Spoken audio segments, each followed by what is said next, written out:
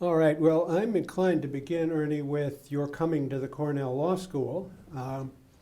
But before you came to the Cornell Law School, you'd already been teaching. You were teaching at Villanova Law School, which was at that point a very young law school.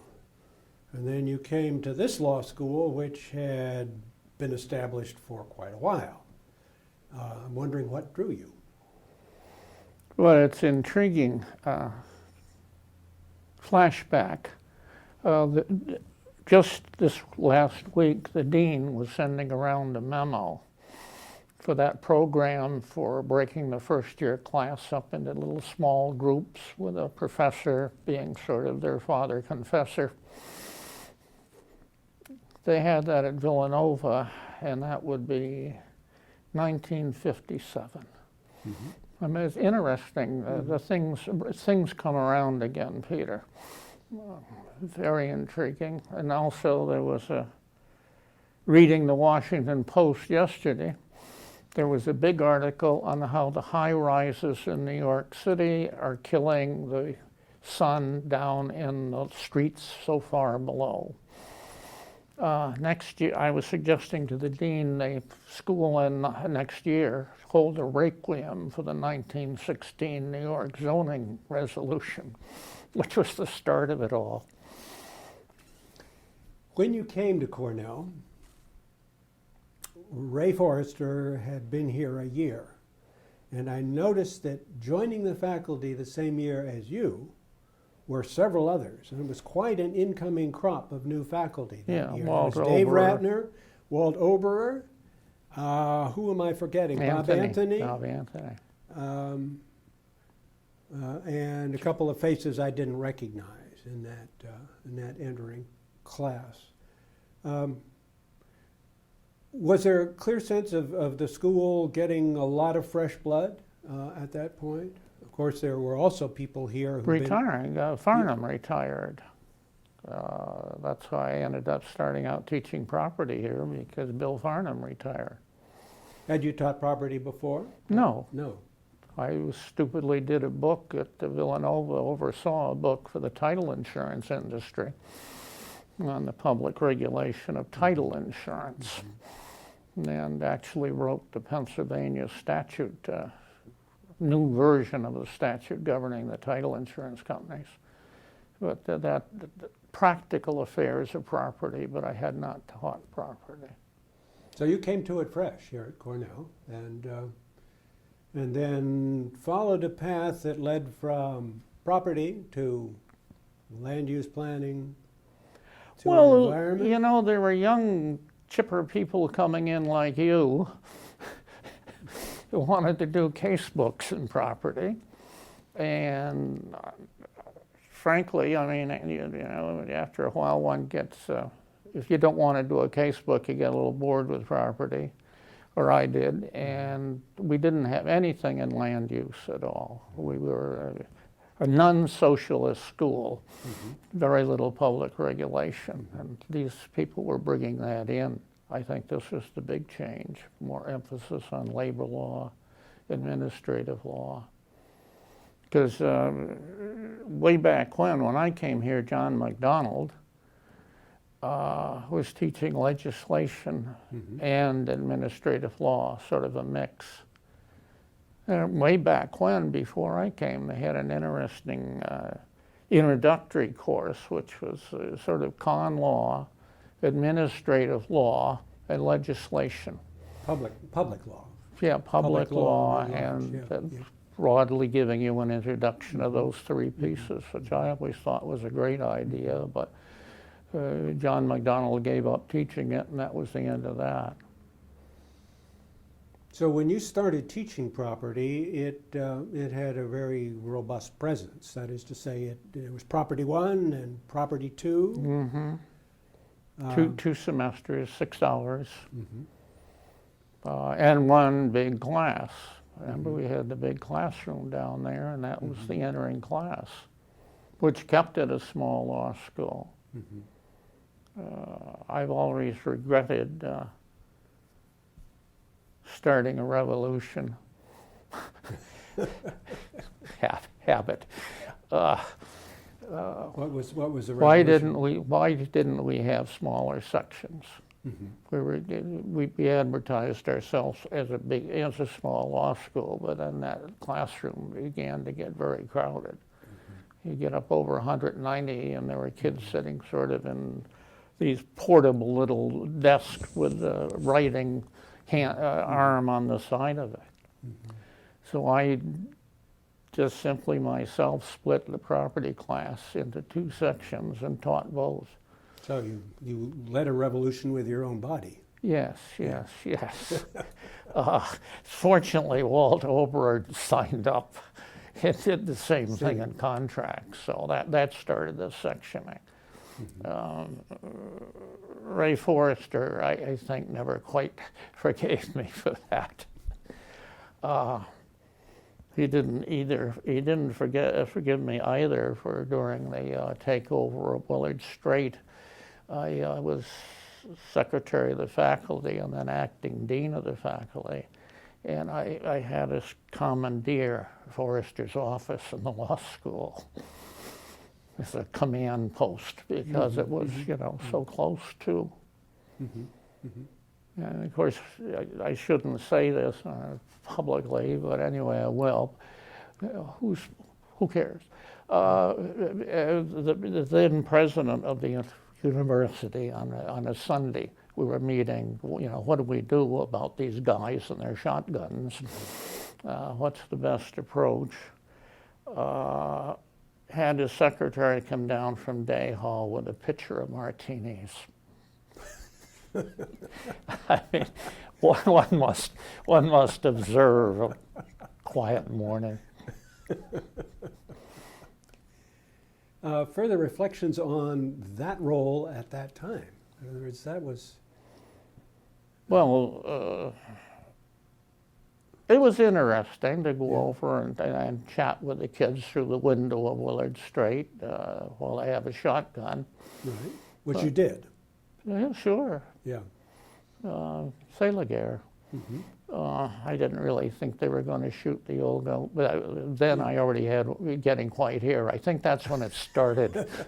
But then we got Barry to go over. We got one of our law students to go over and tell them what would happen if the law department wanted to go injunction.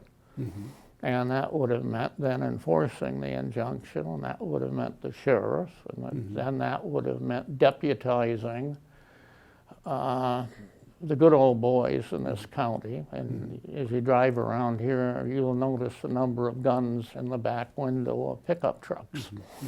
And the good old boys would have been all too happy to join a little take back the building episode, and we certainly didn't want that. It was interesting. I think the then general counsel of the university, again, never forgave me for being agitator to do this. And then I really... Agitator to do what? Get them out peacefully. Get them out peacefully. And of course, the only trouble with that is we had that picture of them leaving with one clown with a cartridge and a shotgun. But other than that, actually, I think contributions to the university went up when that Newsweek photograph. And for the first time, last time in my life, I had my picture, among others, people on the front page of the Life magazine. Wow. Sitting on the floor over at Bailey, or at the museum up here, the drill hall, going to explain to the kiddies that peace was returning and that they should all go home. And aside from the picture of martinis, what kind of communication with the president was going on during He was there. He was there. Yeah, this is where we met. The president, the various vice presidents, the dean of the faculty, me as secretary of the faculty, and on occasion, the general counsel was getting mad at us. But other than that. But then Dale Corson then was provost. And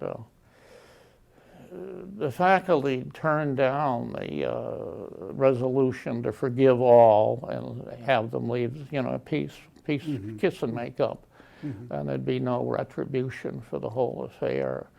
And there was a first meeting on that. We had the meeting at the, what's the name of the theater building, the big, where we do the plays and the music. I shook my age, Peter, with my... Well, I know, but that building that's across the creek wasn't there then, was it? The building, the theater wasn't there? No, the one up on campus. The one up on campus. The big auditorium. Oh, and that's okay. where we had the Bailey. That's where we had the faculty meeting. And the first time we had it, the vote was no. Then we had I got stuck. The dean of the faculty resigned immediately. Because you're taking it as a vote of no confidence or something? Yeah. Yeah. I don't know why, but it really voted no confidence in everybody, including the president. Right. Then there was a press conference held, and I delightfully was given the job by the president to go give the press conference. And I was blamed really for that press conference. I seemed to be withholding information. I was taking the lawyer's position that legislation, you don't know the motives of the legislators. And I really could not say, honestly, all of their motives. And so that wasn't a very satisfactory explanation of the students of why. I have an obsession about trying to tell truth. And the difficulty was I did not know how truthfully to answer that question. Because I would have had to say a lot of people quite seriously, as a matter of principle, would not forgive guns on campus and would not negotiate or talk to these people, a matter of principle. And then I could say, there are a lot of mugwumps that just voted that way, and I'm sorry about that. But what I did not want to say was there was this very large element of the faculty, naming no names, a conservative wing of the faculty who did not think these blacks belonged on the campus. And they never said nigger or any bad words. It was always people. These people do not belong here.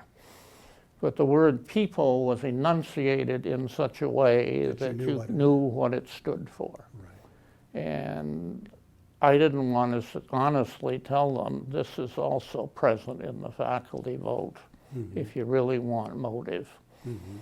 That just caused all kinds of hell. And the fact that you couldn't say what the motive was. And of course then the occupation of the drill hall got bigger, and the students got angrier, and reporters were feeding free beers down in College Town to students to get quotable quotes about how rotten the administration was. Very nice people. So then we tried it again. We had a second vote. And on the second time around, finally people voted. But there was a tremendous cost. I mean, we had one faculty member commit suicide. Yeah. And others left. There was a large segment of, very named people who left. Very deep set. But we survived. We survived it. Right. But the scars remained. I mean, I came here in the fall of '71, and I didn't always know when I was running into them until I had. But there they were. Deep divisions still. So did that cure your appetite for university faculty service? No, I decided to disappear. it seemed to me that you have, in the modern world we live in, one does not quite tell the truth. Mm-hmm. And one has to, as an administrator, one has to put a good face on things. And I'd say it's not my role in life. Mm-hmm. So that was the end of that. I finally didn't run again as secretary of the faculty. And that's all changed. Norm Penny was deeply involved in that, creating this new structure of the faculty senate and all the rest of that. Although I think we've lost something. We don't have the full faculty able to meet. It'd be interesting now to have them meet on a number of issues. And you didn't get the full faculty. If you had 300, it would have been quite a thing.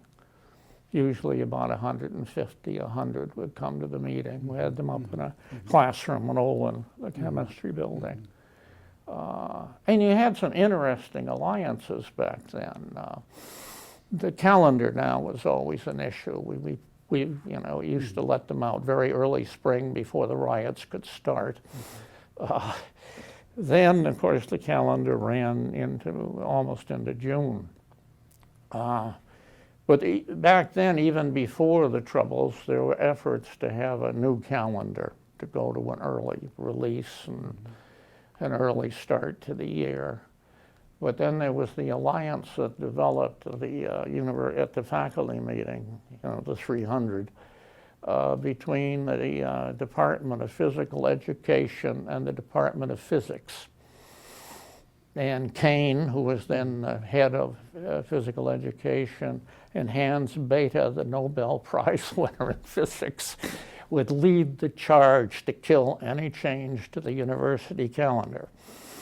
Bethe, because the meetings in Europe were in September, late September, and Kane, that we'd get kicked out of the Ivy League because we wouldn't be able to meet the baseball schedule. And between the two of them, they could factor enough votes to kill any attempt to change the calendar. Wow. Well, so truth-telling in a public administrative position foreclosed. Truth-telling in the classroom continued. I keep on telling the truth. Telling the truth. Which means when you're teaching property, you try to put it in some broader perspective? Yes. You want to talk about that? From logic chopping to social engineer, or? Oh, I don't know. No, but I mean, how interesting it is. I mean, zoning really isn't it? The banks will really love zoning because it secures the value of the property, and the banks are very cautious on lending above. It used to be almost 66% was the top they would go. And we lived in a different world. I can remember my grandmother's house. They just simply paid the mortgage, the monthly interest fee on the thing, and hardly ever discharged it and then renewed it. I mean, you carried the mortgage for years. But then we went, then the amortized mortgages came in. Well, you early on developed a reputation as a distinctive teacher. I read an account of you as a property teacher that was written shortly after you came, and it spoke of you barking to catch the students' attention. Yes, it spoke of you as both educational and entertaining. Spoke of you as having some Groucho Marx characteristics. Care to respond? Well, yeah, the barking, I mean, they're all jabbering, the class of 190, they're all jabbering away when you come in, so I didn't want to scream at ease in the best military fashion. I mean, that would have done it. So I used to bark. Arf, arf! That shut them up, and we got down to business. On the entertainment side, property can be a pretty droll subject, and I tried to find bits of humor in it. All that fight, Pearson and Poston were in a wasteland fighting about this great case. Isn't there a slight bit of Albert Camus might think this whole thing is absurd. The worst thing I ever did, really was a riot. We had Saturday classes. And That's an index of how long ago it was. yes, Saturday classes, night property bet on Saturday. And a lot of people had dates when they'd come into class. I had a lot of guests. And one day I called on a young man, and he was prepared. And then at the end of the recital, I said, by the way, I compliment you on how attractive your guest is. It was told it was his fiancée. So I said, how is it that you are so capable of each week bringing in an equally attractive woman? Yes, there was an increment of entertainment in the class. Another characteristic that I think you had as a teacher is that you had a small group of students that you sort of became your hench people. Maybe that was true in land use planning, but images of you with a group of students engaged in some kind of a planning exercise? Well, there was at that time. Do you ever see the Cornell land use game? No. It's like a very complex Monopoly game, really. But I used it as a seminar up in my office to see if it would work as a teaching tool in law school. And what it was bidding on property and building a city from go. And each people taking turns and betting on where to put in public roads, then betting on where to speculate on property, and this sort of thing. And then I started adding in mortgages, and then how do we insure the mortgages, making it more realistic. But what I did for that was, I suppose I had the option to select the students. It was not open to free admission, and most of the students were law review. But most of them were able to adjust to a seminar and this. Now, I will admit that I let them bring in beer. So it was a sort of a Friday evening seminar, met once a week. And after a while, the rest of the students rebelled and were petitioning the faculty to make it open. But my idea was that you really had to have people who would cooperate in this sort of setting. And you needed some checks. So I gave the course up if we wanted to. It was causing too much trouble. I think the finale was when they showed up in Texas for the last class. The Cornell land use game came out of the planning school? Yeah. Yeah. But I haven't heard a word of it since. Right. The fellow that did it went to Michigan, and then the thing collapsed. And we created the joint degree then. right. John Reps and I were the coordinators then of the joint degree. And what was the path from that then to your teaching materials on land use planning? You had a course book. I had a case book, yeah. And that was part of your moving it to a bigger course. Well, that was the land use planning course. Then, of course, I also had a seminar in public preservation, historic preservation. In fact, I was the one that cooperated with a fellow in the planning school. We agitated and created the Land Use Preservation Commission downtown. And it was funny on that because I drafted the ordinance. And then I drafted the ordinance one person on the commission could be from outside the city limits. So I got myself appointed to the new commission, and then I got myself elected chairman of the commission, and then I wrote the regulations that go with the commission. So it was an interesting little affair. Then got in a hell of a fight with the county because they wanted to tear down the Boardman House to build a grandiose Roman villa style meeting house for the county legislature, which I thought it was ridiculous. So in the end up, we sued them. I managed to go convince city council in a speech, revolutionary rabble-rousing. Lenin comes and gives a speech before the local legislature in a packed hall, and I got applause, and they voted to sue the county. And the basis of that was that Can you put a year or approximate year on that? After the 70s. But the basis for that was a Maryland case that finally said that counties, the old rule, usually a government above you was exempt for your zoning regulations, your land use regulations. And the state can do whatever it wants in your park. There was an interesting case in Maryland which finally said the county just cannot tear down a building in Annapolis because they want a parking lot.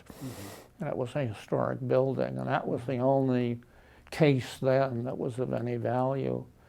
But we relied on that one.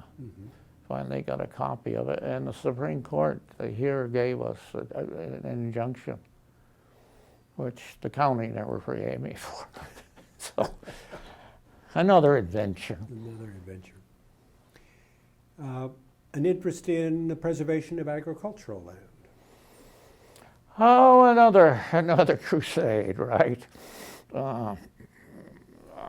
Yeah, there was an effort here to put out a book. The Northeast has a agricultural group. The northeastern states meet and have a sort of a policy guidance group and a helpful group exchanging information. And they were interested in what could be done to preserve agricultural land. In the face of Mr. Meany, the developer, expanding urban, suburban. Yeah, and if prices go up tremendously, somebody, in California, sells a farm in California, and you know the prices in California comes here, and he'll give some absurd price and buy you out in Cortland and buy a huge farm. That sends everybody's tax up, real estate tax, because the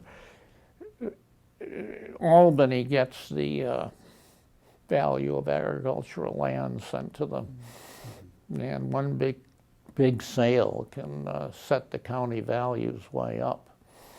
And then, of course, if they reset the value, your real estate value, then the taxes go up, and that was going to be the end of all the small dairy farmers. They'd never make it under this system. There is in this state a notion that you can create a district voluntarily, in which if you all agree to keep in farming, that there will be no big public projects up front, no highway improvement, and no great water projects. But then you have to put together really a contiguous group voluntarily. And you always run into the fact that if you're a farmer now, it's like once they've seen Paris, they won't go home again. How many kids want to follow their father into farming? And the kids don't want the old man to put the thing in the preservation district. Because if he dies, suddenly A similar dynamic today with fracking, or with gas leases. Then it looked like we needed some sort of zoning, some sort of public regulation. So I was doing a study of what could be done in what kind of adaptive use of zoning law to Aggie. But boy, that started a hell of a fight up in the ag school. It was very interesting how conservative their Department of Ag Economics was. Did you have any allies there? Yes, I had some, and then I had very influential people who were adamantly against any style of public regulation. It was very intriguing. So I had a great time going around to various This is out of a libertarian view? Yeah, old-fashioned government. Government is just an intruder. Of course, if government gives you a subsidy on your corn crop, I notice that you always accept the checks. But otherwise, government is some kind of a socialist-oriented bunglers. Very strong sentiment then. But it ended up, I wrote a book for the Northeast Agricultural Association, which is published and pretty widely distributed. With any visible consequence? And I mean, suggestions made that were taken up? Well, yeah. They've tried, but you can't get it through the legislature because the various farm bureaus will come in against it. Those people are very conservative still. And so what you've got is people buying out farms and putting together a big enough one that they're self-sufficient, they're immune. But it's corporate farming. Of course, actually, a lot of these so-called farmers have a master's degree in economics because it's $1 million business you're running. And the family dairy farm now is somebody that works at Cornell, who happens to own his father's little farm, and he still has half a dozen dairy cows. But he's doing it as a sideline to the job here. And that's not peculiar to this locale, it's across the country. Yeah. Hudson River Basin was another project of yours. Another project. Was that also a revolutionary undertaking? Well, in a way. It was only a Plan D study. It wasn't going to go into law. But it was what could one do about regulating missing pieces in the regulation. For example, where are you going to put the toxic material that are being dredged out of the Hudson River? Not one town in this state wants to give you a permit to bury it on their turf. What are you going to do about that? What are you going to do about if there is a drought? How do you control the use of water locally? I mean, can we, like California today, could we in the city of Ithaca tell people 25% less water? And how do you regulate such an animal? Could we require always water-saving utilities instead of simply making them attractive for tax purposes or some other benefit? How far can you go regulating the use of water? Because presumably the federal government is taking over the old dumping of toxics. What's interesting about that, though, is you're headed toward, I used to like to use the example, we're headed toward a situation in which the water upriver, Saratoga, comes through their sewer plant, is dumped in the Hudson, and then is taken in for drinking water in Albany. And that if we can reach that point without having great worries about its quality, we've achieved our goal. But what kind of statutes have we got? What kind of infrastructure would we need to put in place? So that got published. It's in the federal libraries, and it's in the Great Plan, but there hasn't been anything done with the plan. Most of the concern has been with New York City and that roundabout down there, and fights about that.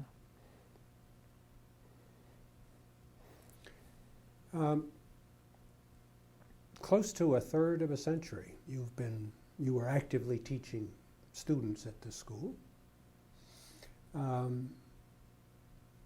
You probably saw some changes. And Some what? Some changes in who those students were and what they wanted of the enterprise and how the school responded to what they wanted. They want jobs. Yeah, they want jobs. And they're wanting jobs with their futures mortgaged in a way they didn't used to be. This is the new world. I Yeah. mean, you had kids who could, well, once upon a time, families could afford tuition at Cornell. Well, you even had students going through who were earning pretty much what it cost Yeah, as they went, either term time or in the summers. but that world disappeared, and then they became increasingly job conscious. They wanted more courses, and what did the law firms want? And people got interested, and that's how we started.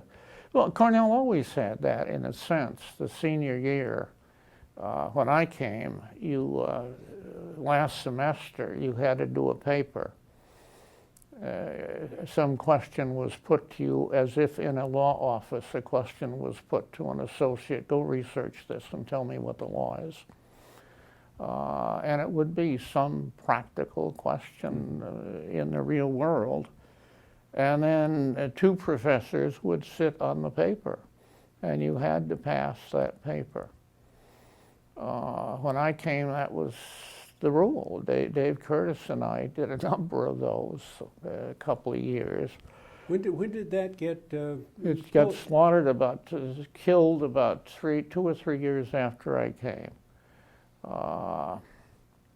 The reason was that it was out of touch with what other schools were doing? The students put in a heck of a lot of time on that project. Which had effect in their other courses? Yes. There was a lot of absenteeism and unpreparedness in third-year courses. And our colleague Ian McNeil hated this thing because, of course, Ian never forgave unpreparedness. And there was a number of others who didn't. And finally, the faculty caved in to changing it, that this was somehow old-fashioned. It didn't quite fit in the modern world. But it was... So it was definitely gone by the time I came in '71, so it was in the late 60s. Yeah, well, John's crazy first-year course, McDonald's crazy course had gone, this had gone, and we became, in a sense, much more academic. We had more and more courses in various subjects, but they were still old-fashioned academic courses. But it was then both bar-oriented and job-oriented. What are the problems out there that law firms are dealing with? Now, I always made wise... Is that swing part of the reason why the school was so slow in getting any clinical courses? In other words, there was, yeah, the poor clinicians were looked down upon. This is something they'll pick up in practice. This is something they get learned by doing. And the whole idea of the clinical courses. On the other hand, there was more demand for the clinical courses, and there was still here, and there always has been, an interested group that are always interested in going in legal aid. A nonprofit group, which is pretty quiet, but that's a good segment of our students. My own daughter is a goo-goo, corrupted, I guess, and has stayed in legal aid her entire life. And she's in her 50s now. But that segment, the clinics are great for that, and clinics are great for people who want to go into local practice, who don't need the law school training.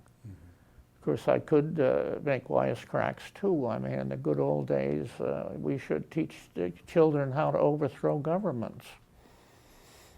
I mean, Sullivan and Cromwell, with the Dulles brothers in there, was famous for their overthrow of various Latin American governments that did not respond helpfully to the United Fruit Company or something like that.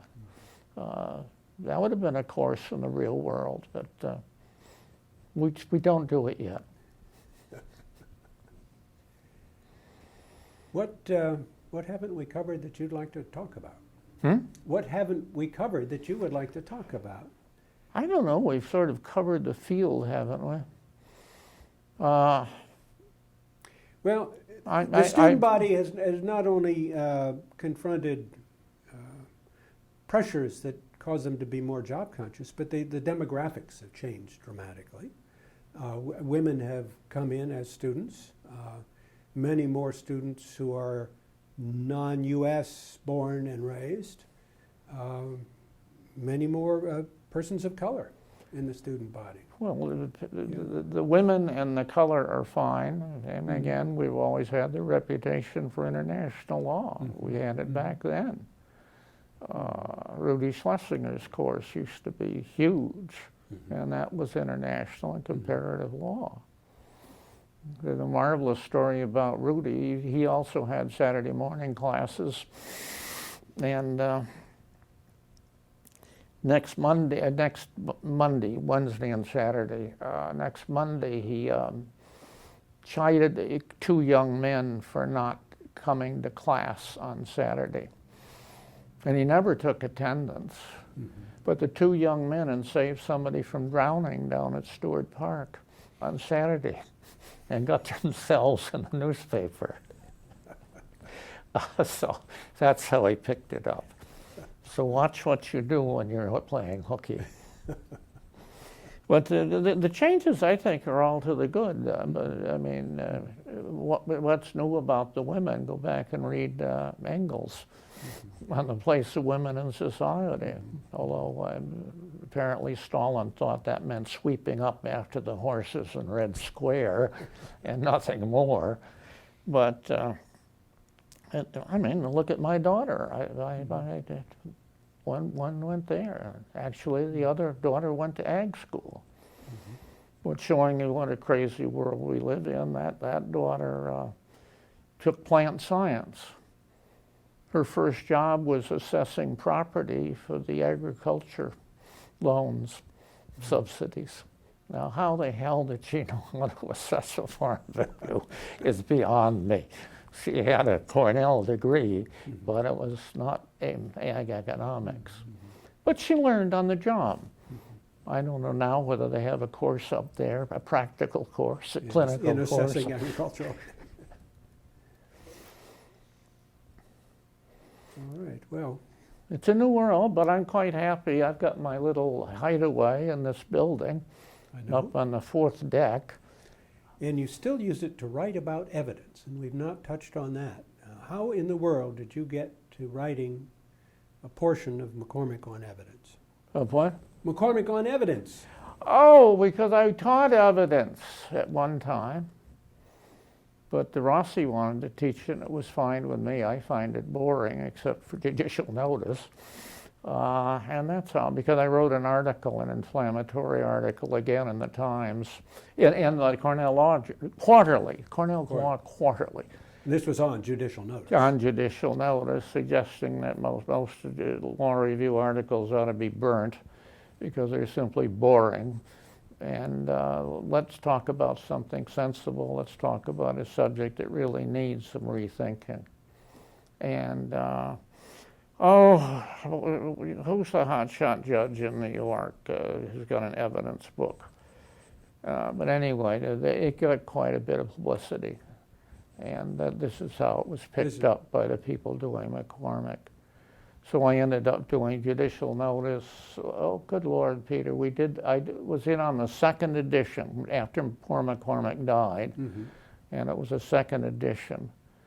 Then even that industry has gone crazy.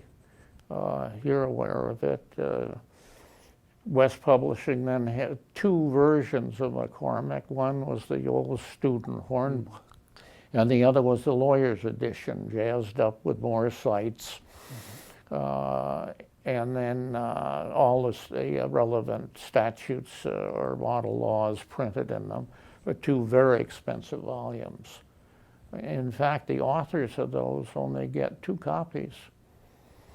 You used to get, about a dozen free books, but for this one, you only got 2. They were gold. And then at the moment, they've split off the law school books from the lawyers' books and are trying to sell the law school, which suggests that Orn books aren't making that much money anymore. The money's in the fact you can connect with it on the web. Mm-hmm. This is where the bucks are with modern technology. Mm-hmm. But after I did the 7th edition, I decided, wait a minute, and I've reached 85, and I'm playing around with this thing. And I've done 6 editions of it now. I'm more interested in my so-called unbook I'm working on in my office, and I decided I wanted to concentrate simply on that. Any comments on that unbook? No, I'm superstitious, terribly superstitious, and think that's inviting fate to talk All right. about a project All right. underway. All right, well, I simply say we all look forward to it. But Well, I have no more questions, but you're welcome. Well, how can I have an answer to no more questions? Well, But I've enjoyed my time at Cornell, let me say, and I've enjoyed this Yeah. a little go around here. It's been very pleasant. Well, Not relevant to anything in particular, but pleasant. Good, good. Well, thank you. Cheers.